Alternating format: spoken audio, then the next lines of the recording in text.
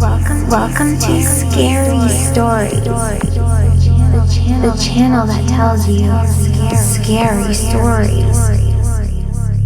My family killed and ate a dogman.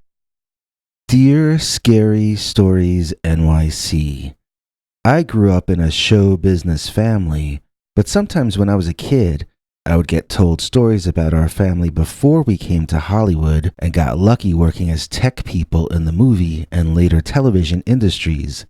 It seems we were a farming family before that, but lack of work during the Depression drove us westward, and we eventually found ourselves in Hollywood. But on the way there, my ancestors apparently had a number of wild adventures that they barely survived. And the craziest story of them all involved them, allegedly, killing and eating a dogman. I'm going to have to make up names for people in this story so that you won't be able to identify my family. We're not stars or anything. We work behind the scenes. But if you read enough movie credits, you'd eventually figure out who we are. Let's call our patriarch Jed, after Jed Clampett from the Beverly Hillbillies. Like the TV Clampetts, my family piled more people and stuff than could possibly fit into and onto an old Model T and started driving west. They had no place to live, they had very little money saved for the trip, and they made their way across the country while periodically stopping to either hunt for meat or else do day labor when it arose to get food money. Back then, there wasn't a superhighway system coast to coast yet, so when I say they drove across the country, they literally did just that. They drove down dirt roads sometimes as there was no other choice. One time, they were deep in a forest when they heard a howling sound, like a wolf, but deeper and louder. They stopped to hunt, not intending to catch the wolf itself, but reasoning that if a wolf was hunting these grounds, then there must be game here. The forest they walked through was strangely quiet, though. They didn't hear birds, they didn't see anything moving, and they didn't even hear crickets or cicadas or any kind of insect life either. One of Jed's sons wanted to head back to the car and keep driving, but Jed was certain they would catch something, and so they pressed on. Soon, it was night, and nobody wanted to be in those dark woods. Remember, this was when nature was nature. There was no illumination for them at all except the stars and the moon. It had to be pretty scary out there in the dead silence and pitch darkness.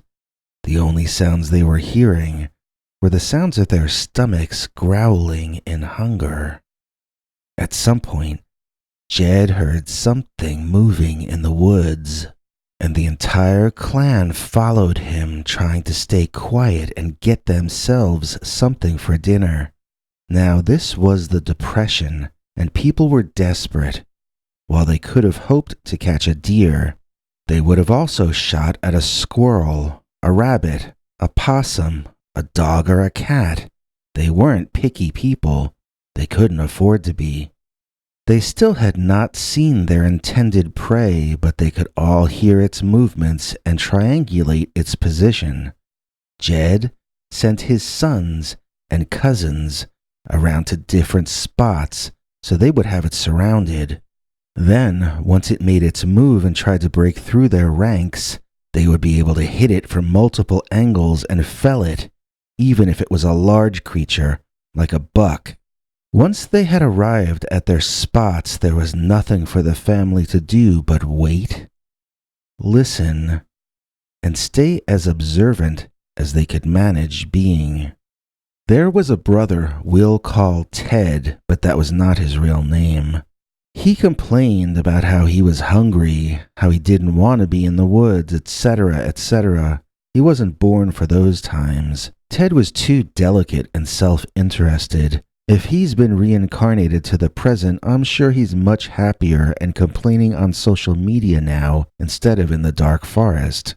But that night, he complained about every single thing he was asked to do and only performed the tasks requested of him grudgingly. Ted felt he was too important for all of this and genuinely seemed to think the family was there to serve him. So, when he was assigned to stake out a position and watch for whatever animal it was that they could hear moving through the darkness, he sat down under a tree and took himself a nap. The reason we know this is because when the rest of the family heard Ted screaming and they ran to the sound to give him aid and assistance, he was lying under a tree, being viciously attacked by a huge dog. The canine was over his body, biting huge chunks out of his belly as he screamed in agony. Someone fired right into the side of the beast, and the force of the shot pushed it to its side momentarily. This was buckshot. It would put a hole in a man, but this monster reacted more like he'd been hit with a shot from a BB gun. Then, according to my family legend, the dog stood up on its hind legs and made a threatening display of some sort to intimidate the family.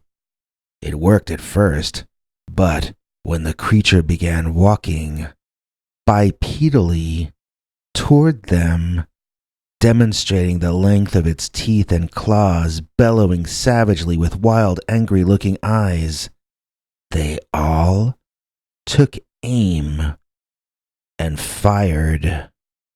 It must have been like the scenes at the end of that Bonnie and Clyde movie from the 1970s.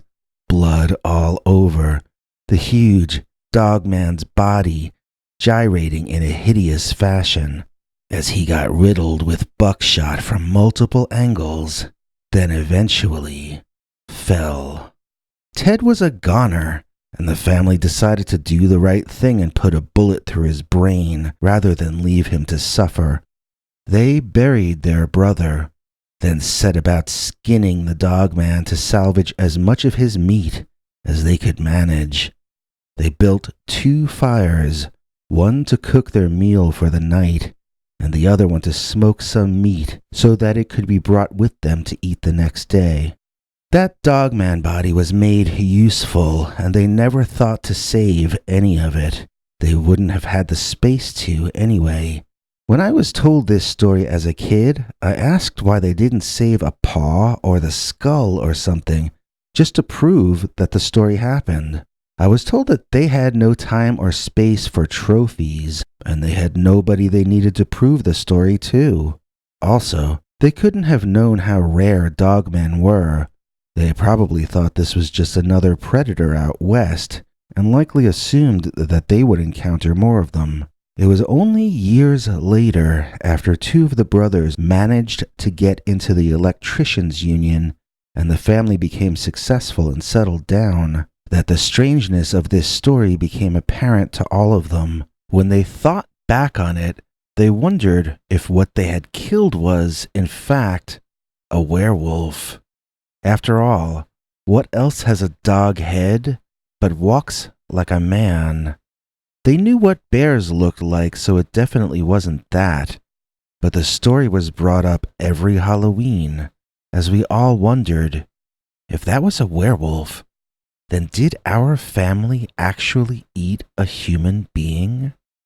One that was transformed into a beast, but still, could that have been an actual person?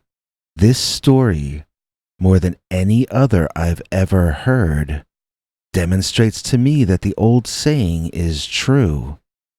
You really do need to be a man-eater to make it out in Hollywood.